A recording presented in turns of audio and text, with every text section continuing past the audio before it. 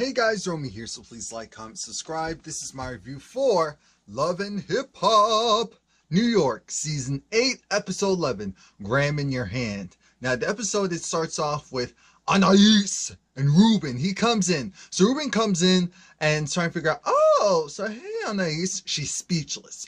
Rich has to go and do this cover because Ruben's trying to figure out, wait a minute, where's Navarro? Do you work? Ruben's asking Rich, do you work for Navarro? And Richard says, no, I'm Navarro's friend. I came to help out. You know, this is what I do.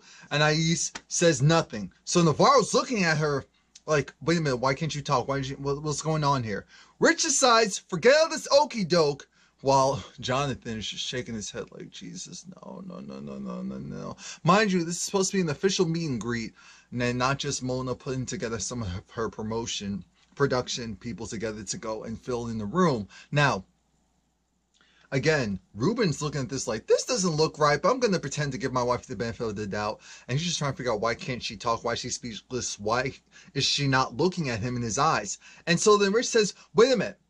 I don't understand what the problem is. You know, I'm here. He said, wait a minute. Ruben says, do you two have a relationship? Is there something more going on? Are you really here for business?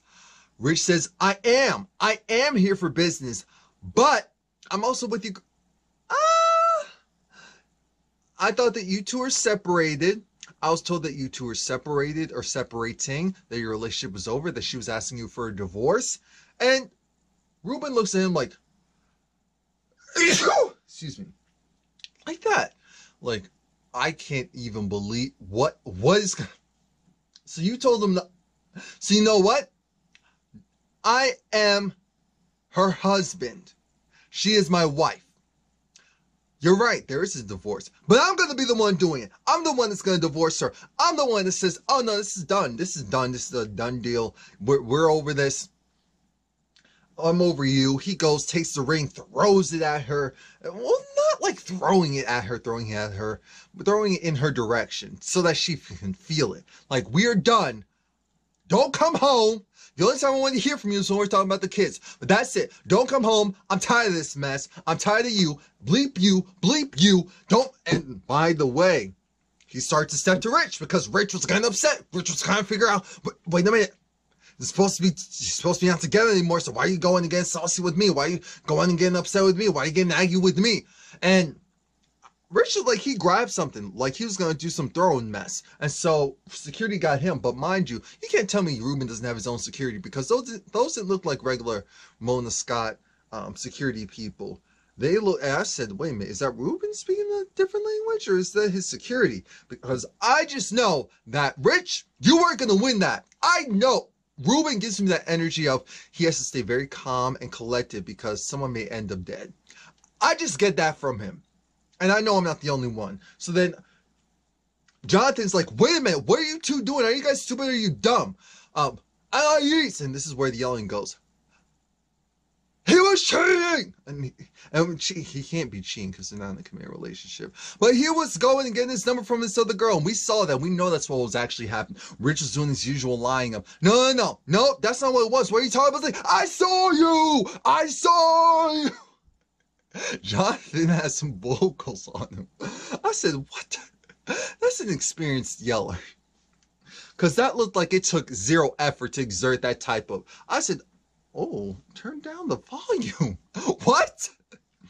Mind you, now we're outside, and Anais, I'm surprised Ruben was still there. But Anais said, wait a minute, come and talk to me. He said, no. You do all the talking. I'm talking today. Aside from having the communication with our children, we're done. You're not living in my house. Yes, my house. We are done. I would never, and regardless of what people say about Ruben's looks, he was like, I would never do something like this to you. Ever. I supported you. I love you.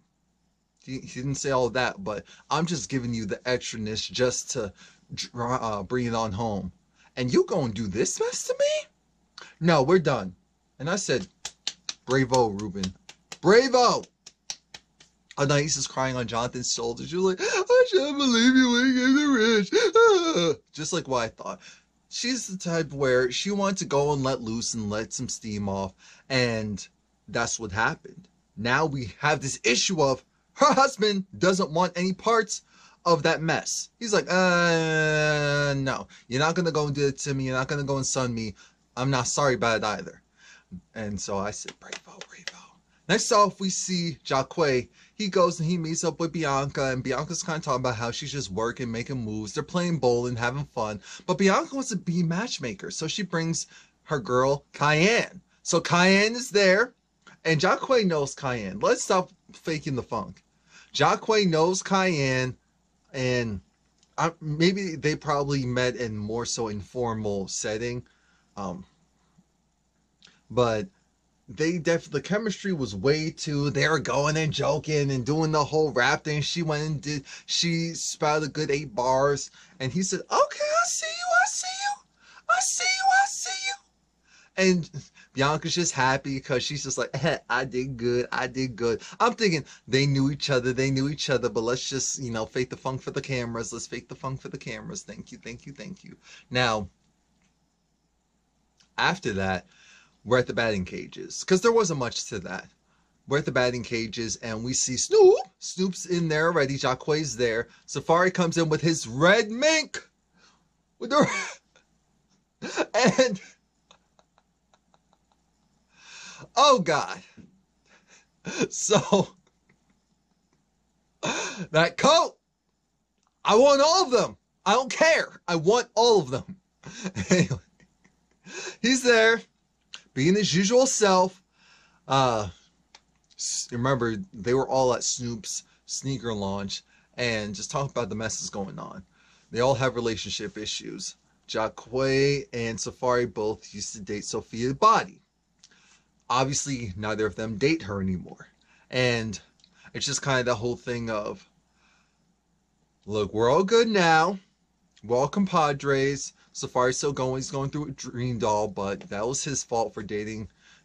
He just wanted that immature, fun feistiness. We know that's what he wanted, and that's what he got. So he's just gonna have to deal with the cards that was dealt with him.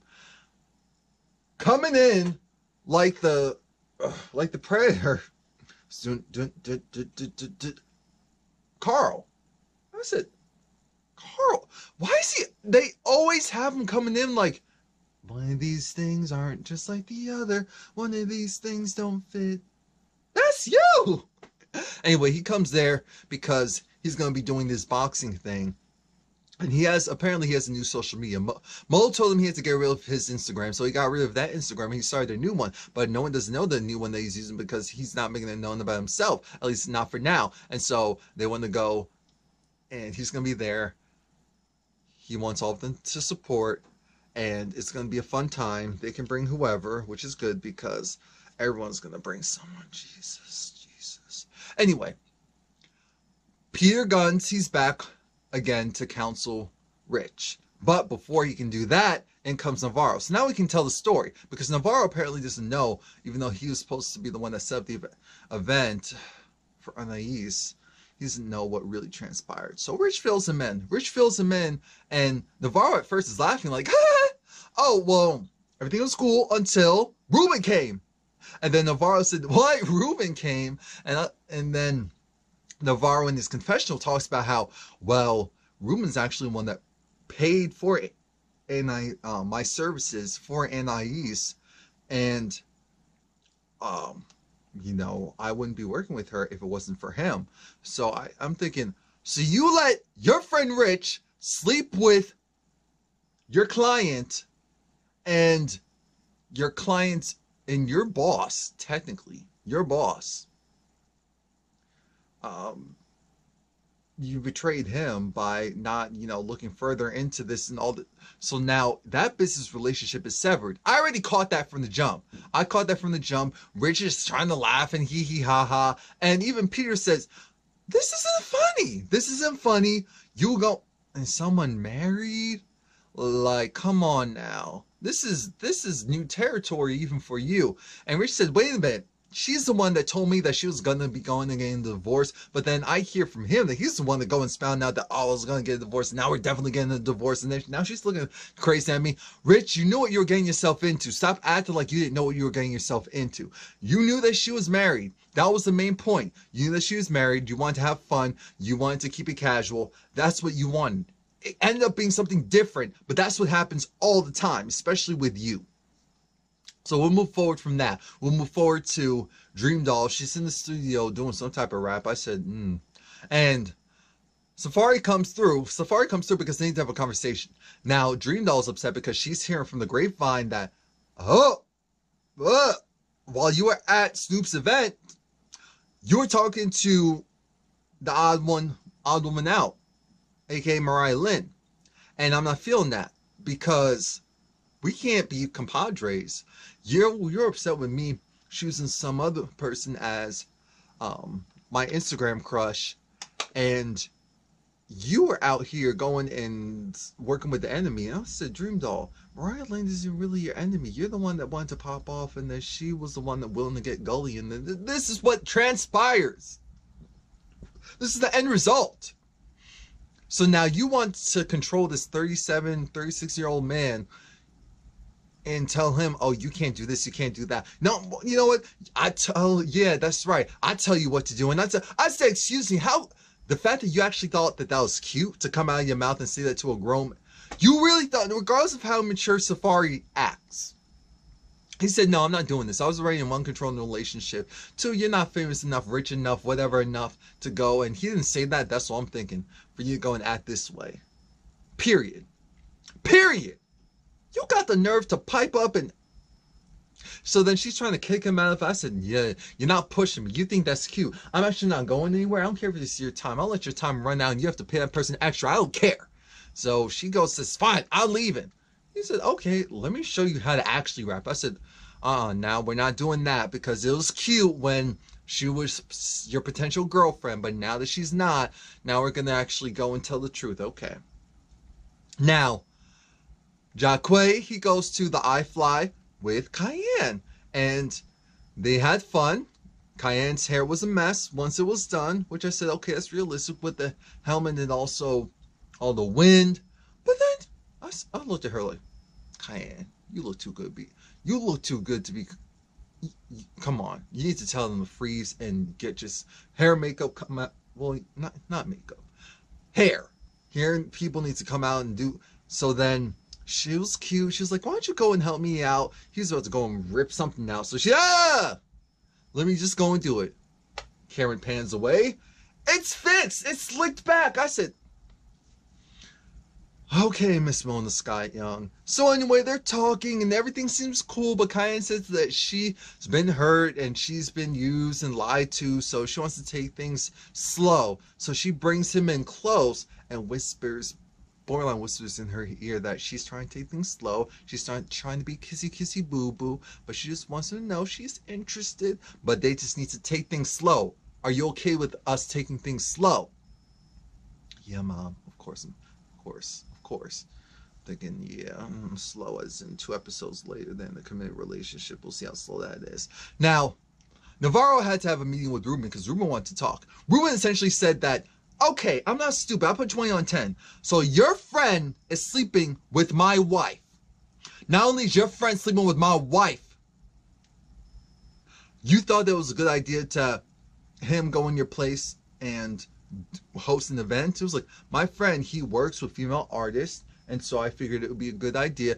Completely curving and swerving and dodging the fact that, yes, I knew that there was some hanky-panky going on between your wife and my friend. I still let it happen anyway, even though you're the one that's been paying me this whole time. So then Navarro says, you know what? I thought it was a good idea to invite Anais because I figured let's just go and work this out right here. So she gets there and Ruben's willing to listen. So then she's there and she starts to apologize. She's like, she's sorry the way that whole thing transpired. She was being selfish. You know, their relationship wasn't in a good place. So she figured she would go and have her fun.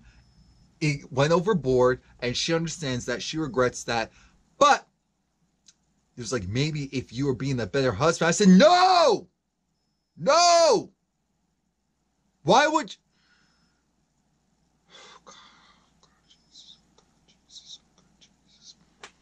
So Ruben's looking at her like, you know what? This is why I'm done. She's your problem now. You need to go and handle her. She can pay you, because remember, at this point, I was the one paying you. She can not come back to my house because, yes, it's my house. Nah, it's not ours. It's mine. I'm filing a divorce. I'm the one with the current assets. I was trying to help her career get popping again, even though she was saying I wasn't supportive, even though I was financially supporting her this entire time. And I'm just looking at you like, so you wanted to go in her mess? Why don't you go, yeah, now that mess is your problem. Now all of it's your problem. Thank you. Okay, so there's this club called Made in Mexico, I think. And that's where Safari took Juju. And it was nice. It was low-key. He was just like, you know, I know it's hard, but you just need to come out and have fun. So she appreciated that. She was just like, oh, so how's it being single? Oh, so you're not single? No, I'm not single. I got a situation going on. Well, actually, I did, but with Dream Doll, I was like, oh, okay. And that didn't work out. I said, Safari, if you were just more mature, now I would have loved to see you with someone like Juju. Not Juju, because I feel like you like to have a little bit too much fun, and she'd be looking at you like, simmer down. So, but a Juju type, I mean, that's an ideal type for any man, really. But he looks over to his left, no, his right, and he sees, oh snap, what's wrong, Safari? My ex, Sophia's here. Well, I remember I used to take her to this place, but I didn't know she had a residence. Okay. So everything just happens to magically line up. Production.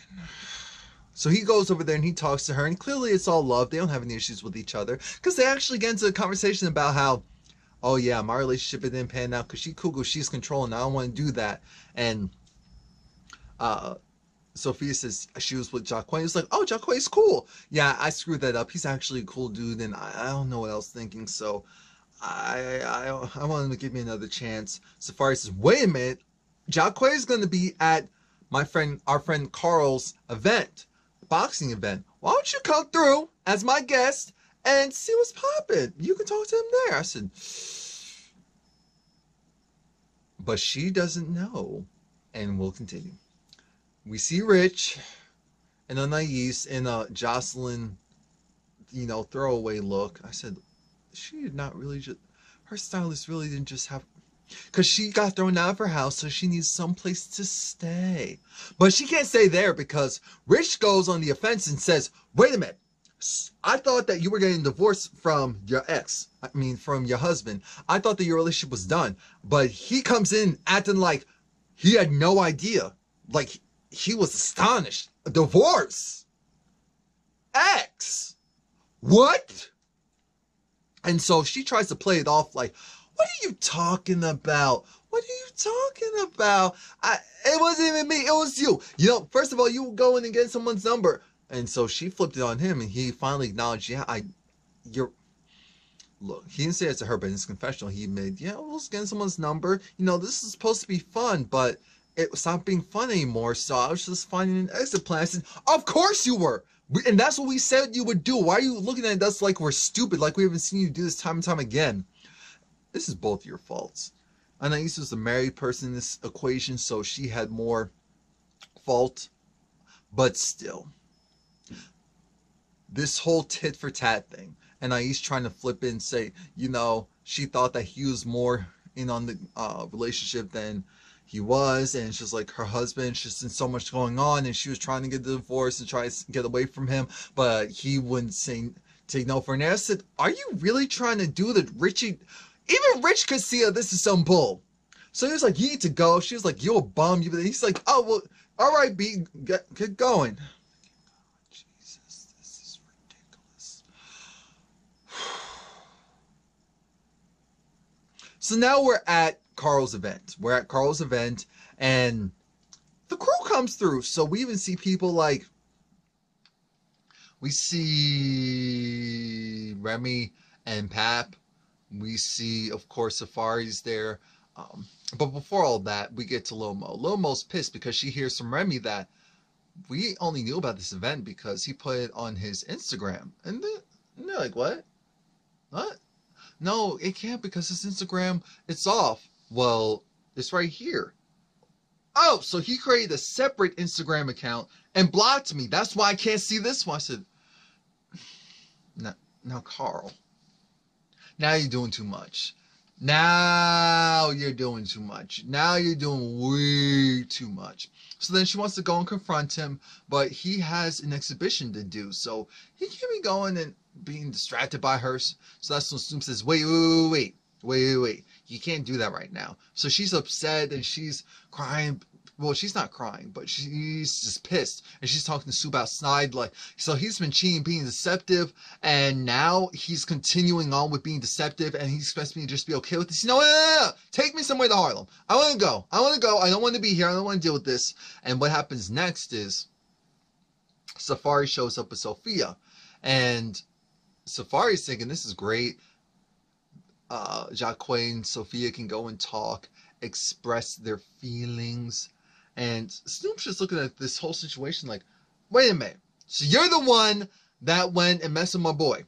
Nah, this is a lame. No. She cute, but she a lame right here. Nah.